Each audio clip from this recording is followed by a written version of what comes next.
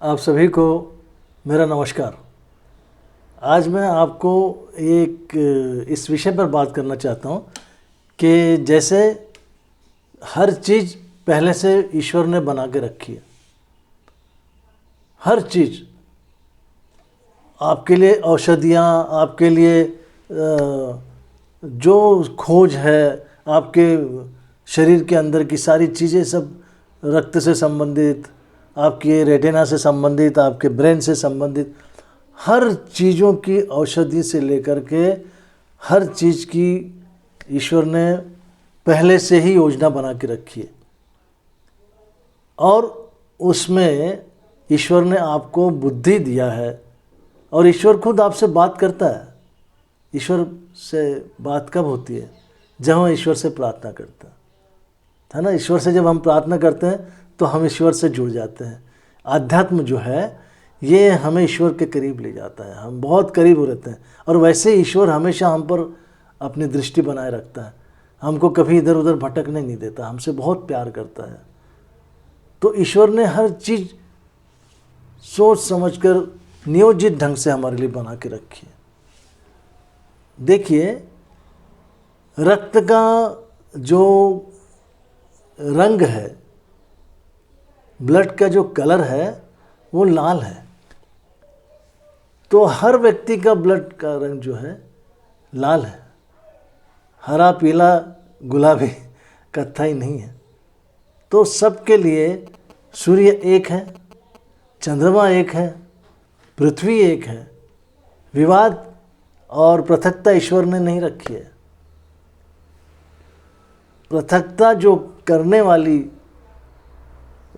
जो दैत्य शक्तियां हैं, जो ईश्वर के द्वारा बनाए गए उसके साम्राज्य में, उसके प्रेम के राज्य में फूट डालते हैं, वो दैत्य आत्माएं हैं। तो उनका काम है, जैसे कि पहले देखिए आप, ऐसा नहीं, कोई भी शास्त्र के अंदर में इस विषय में आती है बात कि ऋषि मुनि तपस्या करते हैं तो उनकी तपस्या भंग कौन करते हैं? दानव लोग करते हैं, है ना। तो ऐसे ही हर जगह ये इस बात को दर्शाया गया है कि जहाँ पर एक व्यक्ति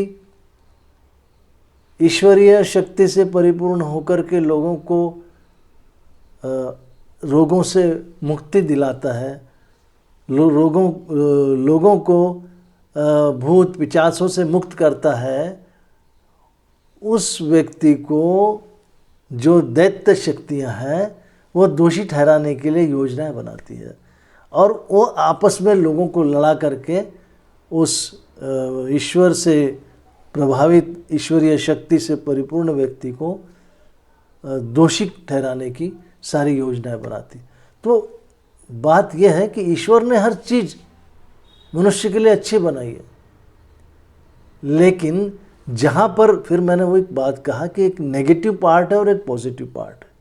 तो पॉजिटिव क्या है कि हमारे लिए सुख सुविधाओं की, हमारे लिए सारी व्यवस्था ये ईश्वर ने की है, ऑक्सीजन, सूर्य प्रकाश और अनेकों चीज़ों की।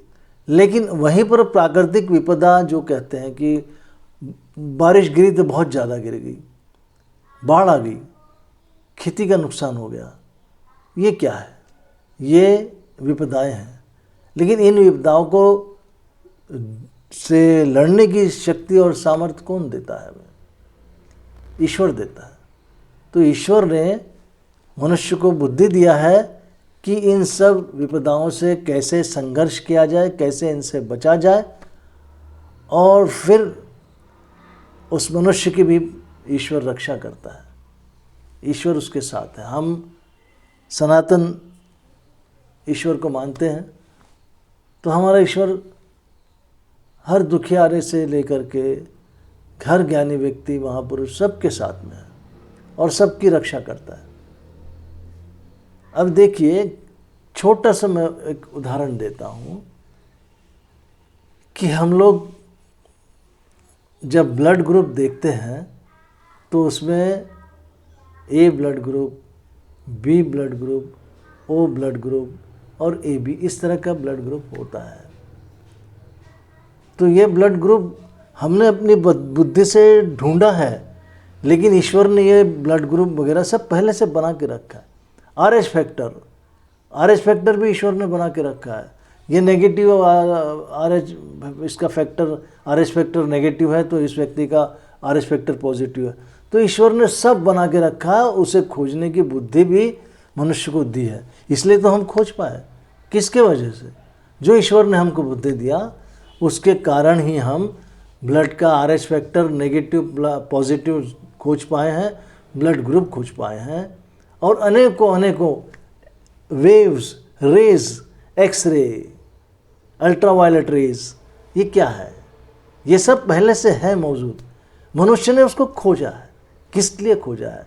क्योंकि ईश्वर ने मनुष्य को बुद्धि दिया है ये सब खोजने के लिए।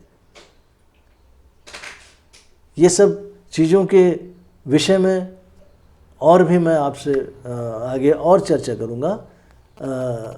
ईश्वर मनुष्य को सब सुख सुविधाएं देता है ऊपर से उनके लिए। जैसे छोटे बच्चों को नहीं, क्या बच्चा होता है, बड़ा होता धीरे धीरे, तो हम लोग क्या उसको खेलने के खिलौने देते हैं, बोले ये कैसा खेलेगा? तो ईश्वर ने सब हमारे लिए बना के रखा है कि आप देखो, आप जमाओ, आप खेलो, आप समझो, आप चांद तक जाओ, आप मंगल तक जाओ, आप बृहस्पति तक जाओ, आप वहाँ क्या है वो खोजो। ये इतना बड़ा ब्रह्मांड हमारी खोज के लिए प्रभु ने बनाया। तो इसलिए प्रभु का धन्यवाद करते हुए मैं आपसे मिलने के लिए फिर आऊँगा। लेकिन एक बात, हाँ प्लीज़, ये मैं जो अभी बात की आपसे, ये कैसी लगी आपको ईश्वर के बारे में? ईश्वर ने हमारे लिए इतना अच्छा किया है, कैसा लगा आपको? पसंद आया हो तो इस बात को शेयर कीजिए, लाइक कीजिए और अनेक लोगों तक पहुंचाइए, क्योंकि ईश्वर महान है, उसने हमारे लिए बहुत कुछ किया, उसका धन्यवाद करना चाहिए। ठीक है, अगले बार फिर मिलता हूँ किसी नए सब्जेक्ट के साथ। तब तक के लिए नमस्कार।